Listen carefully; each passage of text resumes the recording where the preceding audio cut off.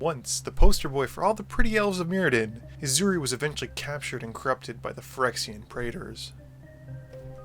Now, with a face like something off an anti-drug campaign, he stalks his metallic homeworld as the living embodiment of Phyrexian perfection. This is Ezuri, Claw of Progress. For only 2 colorless, 1 green, and 1 blue, we get a 3 power and 3 toughness elf warrior with 2 triggered abilities. Just like the rest of the cycle from Commander 2015, Ezuri's first triggered ability relates to experience counters. Whereas Marin wanted creatures you control to die, Ezuri wants creatures entering the battlefield to have 2 power or less. Given his creature types and my irrational love of all things tribal, I'm pretty sure you can see where this is going to go. His second ability, however, is a different matter. While Ezuri might want small creatures to come into play, they don't stay small for very long. His second triggered ability can occur the turn you play him, which is great, provided you can cast him in your first main phase. The trigger reads, at the beginning of combat on your turn, put X +1/+1 counters on another target creature you control, where X is the number of experience counters you have. That's just a fancy way of saying put a lot of counters on small dudes and make them big. In more specific terms, what this means is that all of those little utility dorks you might run in EDH, while under the control of Ezuri, can become more than just ramp or enter the battlefield effects. To this end, I believe that Ezuri has the potential to be a fantastic general, either for Simic good stuff or for an elf ball style deck. For the purpose of this video, my explanation will be more focused on the elf ball aspect, as that's how I'm building my Ezuri deck, but be sure to tune into my suggestions where I look at more general cards. With all that said, let's look at how the deck plays out. So like I mentioned before in Brago, early game is almost always about ramping and mana fixing.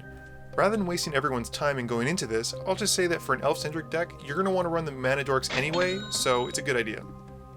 Instead, what I'd like to look at is why you would run Ezuri Claw of Progress over Ezuri Renegade Leader. First up, let's see how they're similar. I mean, besides sharing a name. Both of these generals are creature-centric, and both of them have abilities that only target other creatures. For example, Renegade Leader has the ability to regenerate other elves. For Claw of Progress, his triggered ability can only target another creature and never himself. Additionally, for either of them to bring any value to your deck, you need to have both of them on the field and at least one other creature with them. Now, let's look at Renegade Leader. What makes him better is that he's cheaper to cast, and he has a reusable game-winning ability. However, he forces you to play tribal, he requires you to have a large board present to maximize on his activated ability, and he has less power and toughness, which can sometimes be relevant. On the flip side, Claw of Progress has more power and toughness, but he also costs more. He requires you to also build with a very specific creature type. However, unlike Renegade Leader, he only requires 1 creature on the field to make it a significant threat.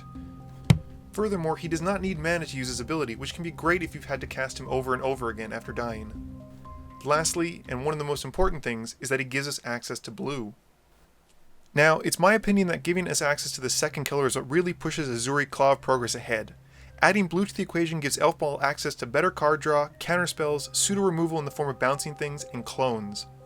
The long short of it is that blue can save us from board wipes, gives us more lords, and digs deeper than mono green ever could hope to. So let's move on to the mid game.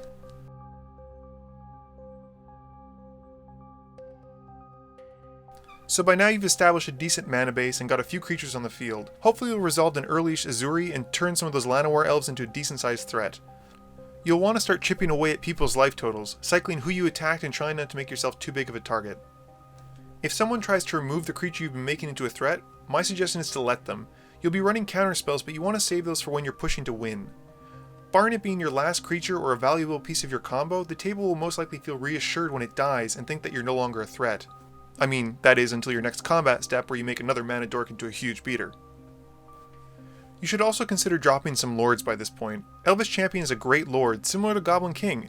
They both provide their relevant creature types with a pump and a relevant landwalking ability. One piece of tech that I'd like to suggest is running Song of the Dryads from Commander 2014. You can turn an opponent's general into a forest, effectively dealing with their threat and making your team unblockable at the same time. Talk about a 2-for-1. Also, an early Edric Spymaster Trezit can also win you a lot of favor with your opponents. It also has the added benefit of getting you a few cards if you attack with your mana dorks. By now, hopefully you'll have countered any board wipes your opponents might have played. Your primary focus is more or less to make sure you have a decent amount of creatures on the field, with maybe a few of them being beefed up by +1/+1 counters. If they aren't already, people will also probably be gunning for you at this point, so we want to close out the game as soon as possible. Since we're playing a creature-based deck, I'm going to say that 8 out of every 10 times we'll be winning through the combat step. That means you're going to want to give our creatures evasion, which is boring, or go big and make them hit hard. I'm of the mindset that smashing in with 20/20 elves is fun, so let's look at some stuff that'll help me do that. Now, I know I spent the first section of this video saying why Claw of Progress is stronger than Renegade Leader, but that doesn't mean you shouldn't include him in your 99. Ezuri Renegade Leader is basically one of our win conditions when you think about it. Reusable, multi-use per turn, overrun is incredible. Overwhelming Stampede is another great card to run, and chances are, unlike in a mono green deck, one of our creatures will be large enough to benefit all of our creatures without having to use Renegade Leader's pump ability. Lastly, and I'm sure you knew it was coming, Craterhoof Behemoth is one of the best cards, and one of the most hated cards from my friend Tim. It's a great way to round out our redundancy for overrun effects.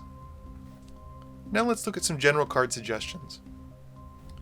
Sage of Hours is probably the first card that comes to mind when you're thinking of building Claw of Progress. With only 5 experience counters from Ezuri, and some form of protection so he won't die, Sage of Hours will net you infinite turns. Not too shabby for a 2-mana creature. Fathom Mage and Mindless Automaton are great card drawing inclusions. Both of them love it when you give them counters, albeit Mindless Automaton has to spend some of them to draw you those cards. Fertilid is a fun little way to essentially cast Rampant Growth on your opponent's turns. He triggers Ezuri, loves to be loaded up with counters, and you can even use his ability politically since it says target player and not just you. Devoted Druid can generate a surprising amount of mana after a turn or two of receiving Ezuri's trigger. He's great in not only an elf-themed deck, but even just an Simic Good Stuff version. Depending on how you build the deck, Intruder Alarm can be a great combo card if you're running any way to make tokens, or simply want to make a lot of mana with creatures. You can set up an infinite cycle pretty easily with this enchantment by simply running a Mana Dork and Imperious Perfect. Speaking of infinite, Opposition is an enchantment that would love if you had infinite tokens. Being able to use our early Mana Dorks to tap down would-be blockers later on in the game, Opposition can also help us disrupt combo and control decks by tapping down key permanents in their upkeep phase. Well gang, that's my take on the Simic Slave to Phyrexian Oil. Have you had a chance to play him? What's your experience been like with him? Let me know in the comments below on whether or not you'd build him as a Simic Good Stuff or an Elf Ball deck. As I always say, thank you all for watching my videos, and be sure to like, comment, share, and subscribe for more.